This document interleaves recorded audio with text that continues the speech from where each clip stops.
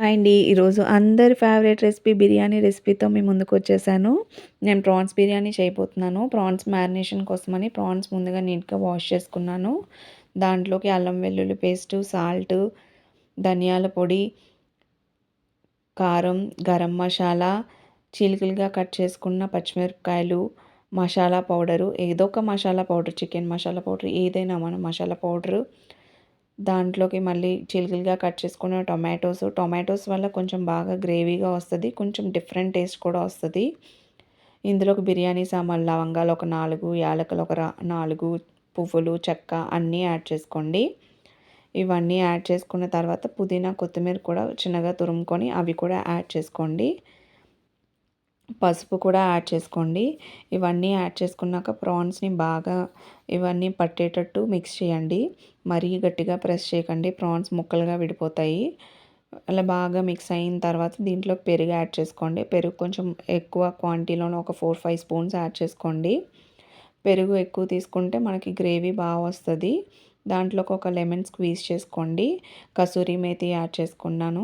మొత్తం అన్నీ మిక్స్ అయ్యేలాగా బాగా మిక్స్ చేసుకుంటున్నాను. ఇక్కడ మనం కలిపి అన్నీ బాగా మిక్స్ చేస్తేనే మ్యారినేషన్ బాగవుతది. ఫ్రిడ్జ్‌లో ఒక 2, 3 అవర్స్ ఉంచుకోండి. ముందుగా రైస్‌ని ఒక హాఫ్ అన్ అవర్ ముందే నానబెట్టుకున్నాను. రైస్ కుక్ చేసుకోవడం కోసమని వాటర్ రెడీ చేసుకుంటున్నాను. ఈ వాటర్‌లోని లవంగాలు, యాలకులు, చెక్క, బిర్యానీ మసాలా సామాన్లు, షాజీరా యాడ్ చేసుకున్నాను. యాడ్ చేసుకొని తర్వాత ముందుగా కట్ చేసి పెట్టుకున్న పుదీనా, కొత్తిమీర కూడా యాడ్ చేసుకున్నాను. పచ్చిమిరపకాయలు కూడా ఒక 3, 4 చీలికల్లా కట్ చేసేసుకోండి. నెయ్యి ఒక స్పూన్ యాడ్ చేసుకుంటున్నాను నేను. నెయ్యి యాడ్ చేసుకుంటే పొడి పొడిగా వస్తది రైసు. అంటుకోకుండా ముద్దలా అవ్వకుండా వస్తది. సో, ఇది పక్కన ఉడుకుతూ ఉంటది. నేను పక్కన మళ్ళీ బిర్యానీ గిన్నె పెట్టుకొని దాంట్లోకి ఆనియన్స్ ఫ్రై చేసుకున్నాను.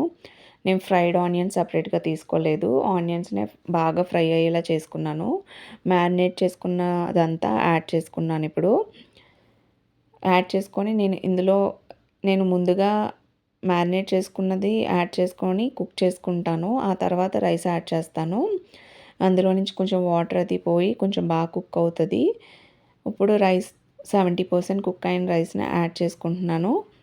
మొత్తం రైస్ అంతా యాడ్ చేసుకొని నేను రైస్ కుక్ చేసుకున్నప్పుడే సాల్ట్ యాడ్ చేసేసుకున్నాను. సో, నేను ఇక్కడ మళ్ళీ ప్రొసీజర్‌లో సాల్ట్ అసలు యాడ్ చేయను. రైస్‌లో సరిపడినంత సాల్ట్ ముందే వేసేసుకున్నాను. రైస్ అంతా వేసేసుకున్నాక పైన పుదీనా, కొత్తిమీర వేసుకుంటున్నాను. నెయ్యి కూడా ఒక 2, 3 స్పూన్స్ యాడ్ చేసుకుంటున్నాను.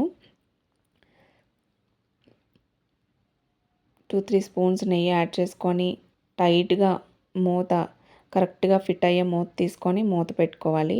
మూత పెట్టుకొని ఒక 20 మినిట్స్ అలాగా మీడియం ఆర్ సిమ్‌లో పెట్టుకొని కుక్ చేసుకోవాలి. బాగా కుక్ అయిపోయిన తర్వాత చూడండి ఒక 20 మినిట్స్ టైం అయిపోయిన తర్వాత నేను మూత ఓపెన్ చేస్తున్నాను. బిర్యానీ అయితే రెడీ అయిపోయింది. ఎలా వచ్చిందో చూద్దాము. చూడండి రైస్ ఎంత పొడి పొడిగా ఉందో. ముద్ద అవ్వలేదు అసలు. చూడండి ఎంత బాగుందో. కుక్ అయిపోయి ప్రాన్స్ కూడా నీట్‌గా కుక్ అయిపోయాయి. చూడండి ఎంత బాగా వచ్చిందో బిర్యానీ. చాలా టేస్టీగా ఉంటది. ఈ స్టైల్‌లో మీరు కూడా ట్రై చేయండి. డెఫినెట్‌గా నచ్చుతది. బిర్యానీ లవర్స్ అందరూ ఎంజాయ్ చేస్తారు. చూడండి బిర్యానీ ఎంత బాగా వచ్చిందో. నేను టేస్టింగ్ సెషన్ మా అబ్బాయితో పెట్టాను. వాడికి చాలా ఇష్టం. బాగా ఎంజాయ్ చేస్తాడు. సండే కంపల్సరీ ఇంట్లో బిర్యానీ ఉండాల్సిందే. నచ్చింది వాడికి. Please do subscribe. Thank you for watching.